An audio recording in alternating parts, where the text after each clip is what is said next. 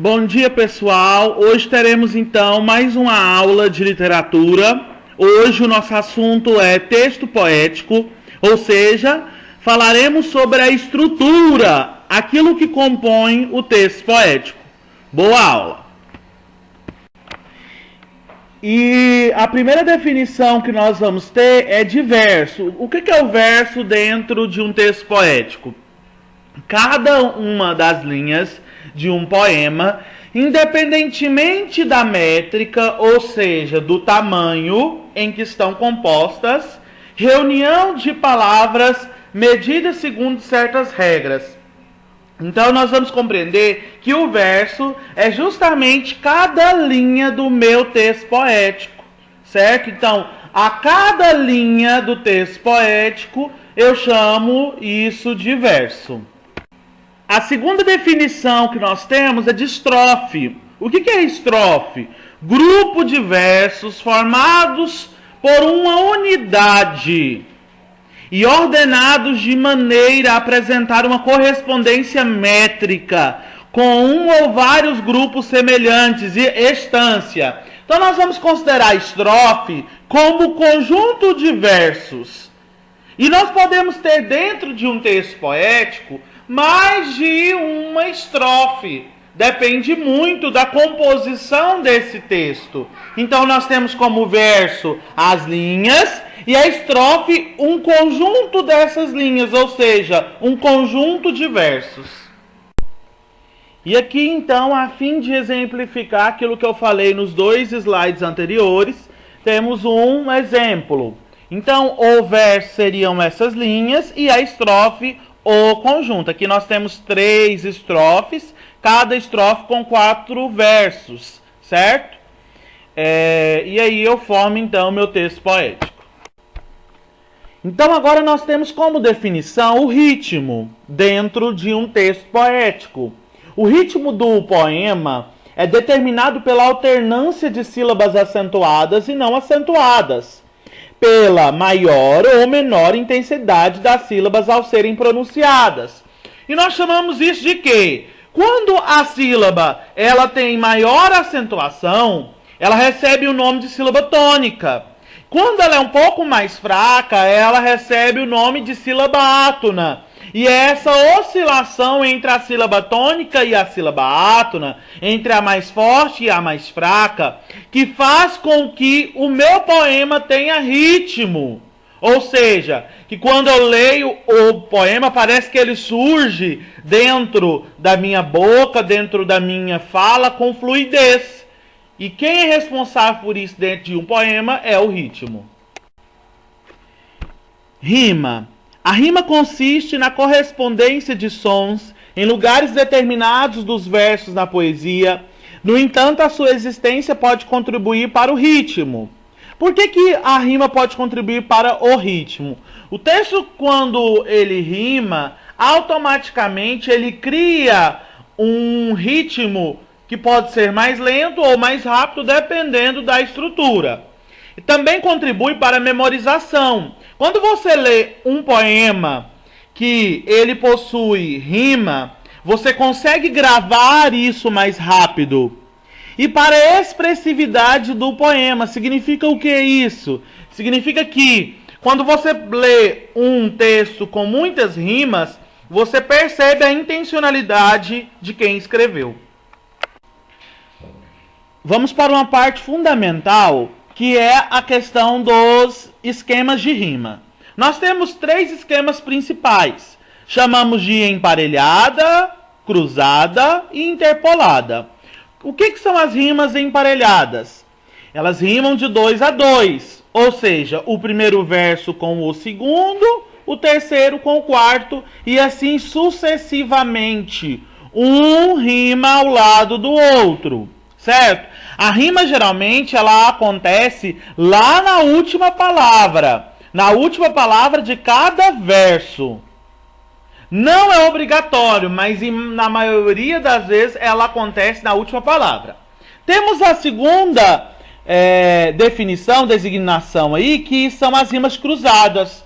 Rimam alternadamente, ou seja, o primeiro rima com o terceiro, o segundo rima com o quarto, fazendo então uma intercalação entre uma e outra. Isso nós chamamos de rima cruzada, certo? E por fim nós temos as rimas interpoladas. Rimas separadas por dois ou mais versos, ou seja, o primeiro rima lá com o quarto e o segundo rima com o terceiro. Ou seja, nós temos uma interpolação entre o primeiro e o último.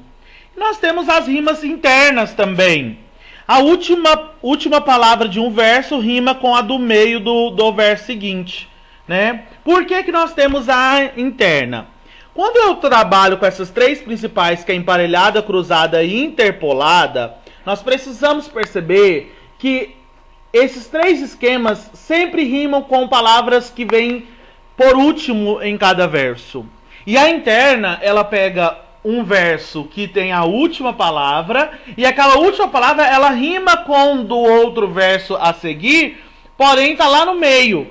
Isso nós chamamos de rima interna. E esses esquemas AABB, ABAB, ABBA é o que nós vamos utilizar para realizar as nossas próximas atividades. Vamos à exemplificação. Primeiro nós temos as rimas cruzadas. Olha lá.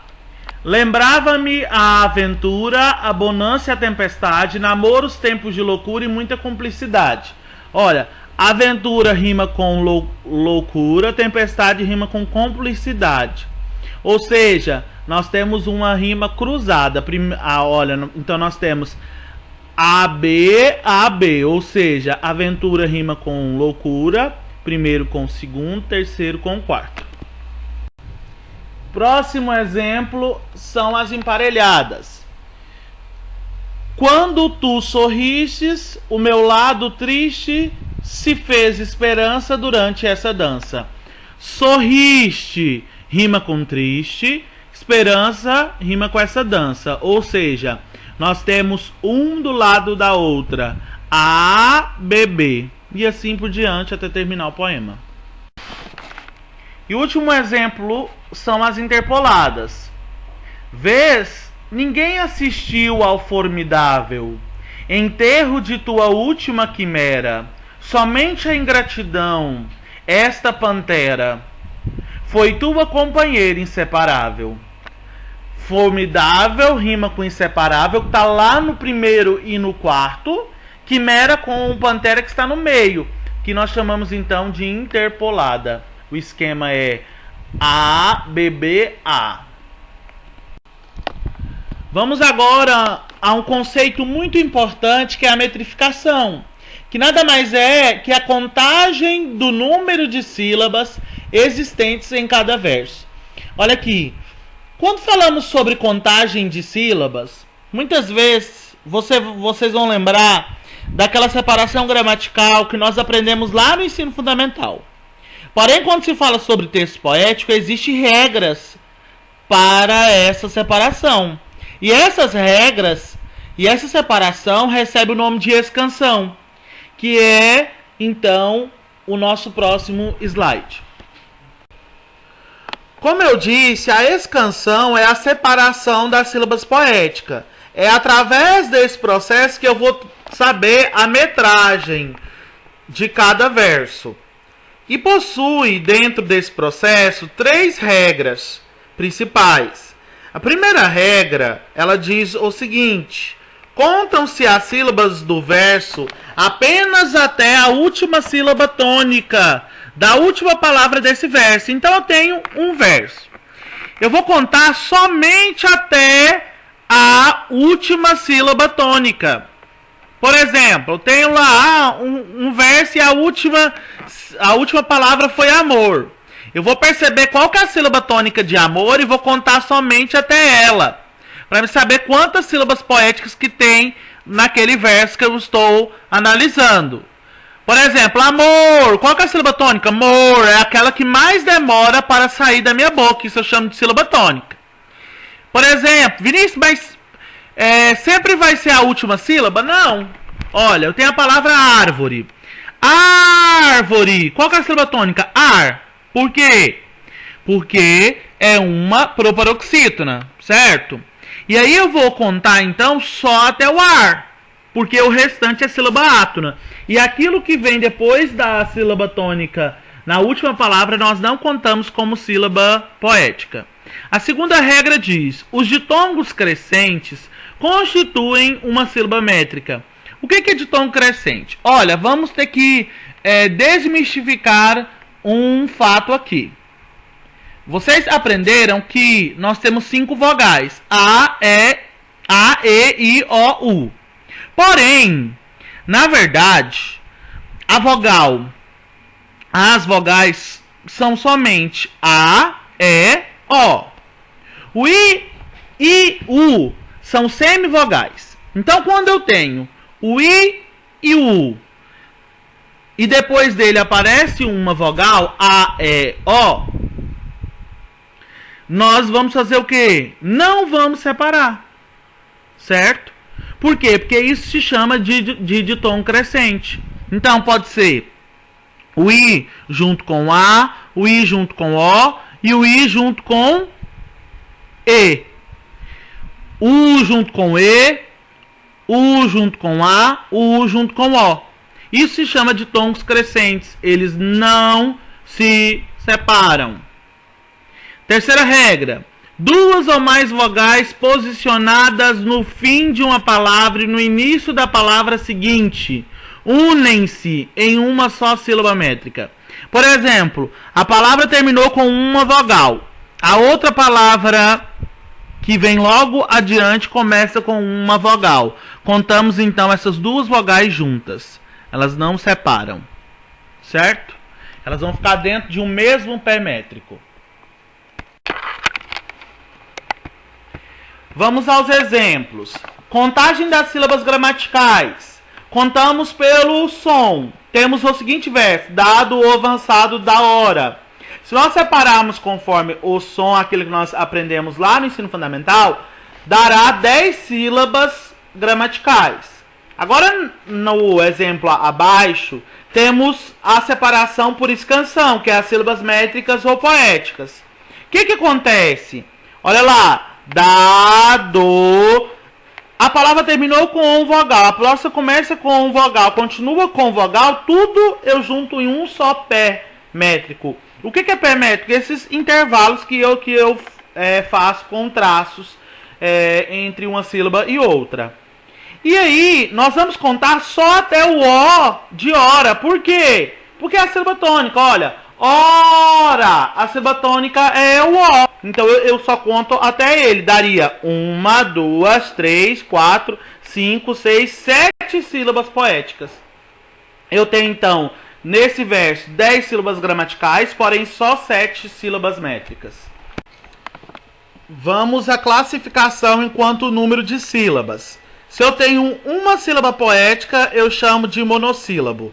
2 sílabas de sílabo, 3 sílabas trissílabo, 4 tetrassílabo, 5 pentassílabos, 6 hexassílabos, 7 sílabas heptassílabos, 8 octossílabos, 9 eneassílabos, 10 decassílabos, 11 endecassílabos e 12 dodecassílabos. Porém, como na maioria dos meus textos poéticos eu tenho eles escritos com 5, 7 ou 12, criou-se um nome diferente. Então, quando ele tem 5 sílabas poéticas, eu posso chamar esses versos de redondilha menor.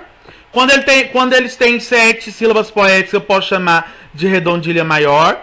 E quando eles têm 12 sílabas poéticas, eu posso chamar eles de alexandrinos. Acima de 12 sílabas poéticas, eles recebem o nome de bárbaros. Certo? Vamos à classificação quanto ao número de versos. Se eu tenho um verso na minha estrofe, eu vou chamar de monóstico. Se eu tenho 2 versos na estrofe, dístico. 3, terceto. 4, quadra. 5, quintilha. 6, sextilha. 7, sétima. 8, oitava. 9, nona, 10, décima. No 4 eu posso chamar de quadra ou eu posso chamar de quarteto, certo? Muitas vezes nós não encontramos a palavra quadra. Na maioria das vezes vamos encontrar quarteto. Isso é quando essa classificação é em relação ao número de versos de cada estrofe.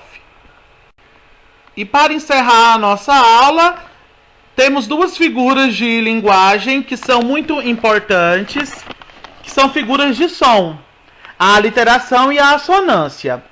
Qual que é a diferença das duas? A aliteração é a repetição de sons consonantais, ou seja, de consoantes, ó. Boi, bem, bravo, bate, baixo, bota, baba, boi, berrando. Guimarães Rosa. Ou seja, temos a repetição da consoante B. A assonância é a repetição dos mesmos sons vocálicos, ou seja, das vogais. A plangentes violões, dormentes morno. Cruz e Souza, o autor. Qual que é a repetição que nós temos aí? De sons vocálicos de vogais. Olha, o E repete várias vezes, certo? O O. Então, essas repetições de sons de vogais chamamos de assonância. Espero que vocês tenham compreendido a nossa aula de hoje e eu estou à disposição para qualquer dúvida. Fiquem com Deus, tchau, tchau e fiquem em casa.